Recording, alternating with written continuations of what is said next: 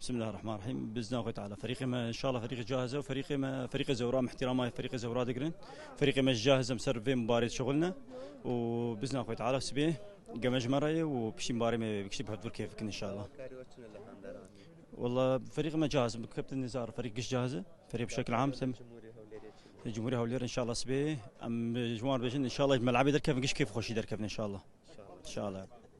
أول شيء بسم الله الرحمن الرحيم. أكيد مباراة زورا مباراة مهمة، نتمنى نواصل نتائجنا الإيجابية. آخر مباراة حصلنا على 3 نقاط، نتمنى هاي المباراة نحصل على 3 نقاط. فريق الزوراء فريق جيد، نحترم فريق الزوراء، نتمنى إحنا نكون بوضعنا الطبيعي إن شاء الله، وإن شاء الله نحقق 3 نقاط إن شاء الله. پێشش بنای خی گەورە پێش یاریکارەبە گوتم ئەو دو یاریکارەبا و زۆڕا ئیشاڵە دەکەینە هەدیەک لە بۆ هاندەران. یاری کارەبا هاندەران درێخیان نەکرد و سوپاس بەخوای مەشتوانمان سێ خاڵ یاریەکە پێشەشام کە ئیشاڵ ئەو یاریش بە هەمان گوڕەتینەوە داوا لە هەندارانەکەم هانیانەکەیان بدەم بۆ سێ خاڵی ئەو یاریش پێشکەشام بکەین. خۆتان دەزان یاری زۆڕا یاریێکی گرینگە، ئیشاڵە بە ئاستەی باش دەکەین و بە ئەنجامەکی باش.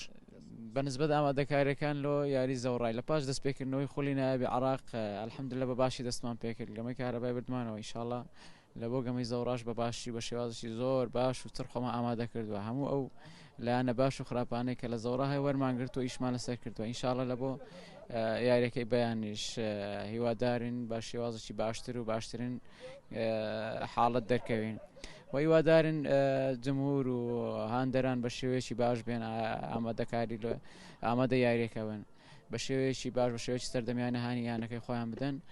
دوزار تەوفیقش لای خوای گەورە ئینشاءالله داوا دەکەین لە هەموو لایەک، لە هەموو سیاسی و بەرپرس و خەڵکی ئاسایی و دامیانەکە بکەن، چونکە لە دوزارەمە پێویستمان بە هەموو لایەکە، هەمووش یانەکەی هەمووانە لەبەرەوە پێویستە بە هەمووان دامی ئەو یانەیە بکەین بۆی بگەوێتەوە سەر سەکۆی نازناوەکان دووبارە و سێبارە و دەبارە.